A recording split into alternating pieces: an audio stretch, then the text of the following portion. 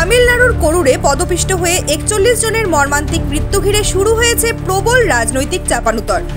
অভিযোগের তীর উঠেছে অভিনেতা তথা টিভিকে প্রধান থালাপতি বিজয়ের দলের দিকে। ডিএমকে সরাসরি গাফিলতির অভিযোগ তুলেছে টিভিকের বিরুদ্ধে। ইতিমধ্যেই বিজয়ের দলের 3 শীর্ষ নেতার বিরুদ্ধে মামলা দায়ের করেছে পুলিশ। ফলে প্রশ্ন উঠছে, বিজয় নিজেকে কি গ্রেপ্তারের মুখে পড়তে চলেছেন? এদিকে ঘটনাস্থল করুরে রাস্তায় এখনো ছড়িয়ে ছিটিয়ে রয়েছে জুতো, ছেঁড়া চটি, যেন সাক্ষ্য দিচ্ছে পদপিষ্টের সেই ভয়ঙ্কর রাতে।